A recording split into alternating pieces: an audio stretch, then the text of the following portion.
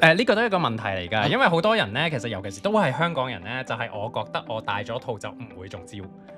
但係好多時頭先都講，其實因為性病係體液嘅交換嘅傳播嚟嘅，咁你其實你想象自己擺個 condom 上去之前喺前期發生嘅事，其實可能已經中咗招。咁所以condom 係一個非常之好、非常簡單同埋非常有效，佢真係好有效去減低風險嘅，但係唔係100% 咯。咁即係女仔嘅安全帽啊，係咪叫？嗰個對性病嚟講就更加，因為其實好老實佢係 block 咗，即係令到啲體液唔會入咗子宮頸，唔會入咗入邊啫嘛，即係真係純粹防 BB 嘅啫。但係對於性病嚟講，咁啲體液都去晒你陰道啦。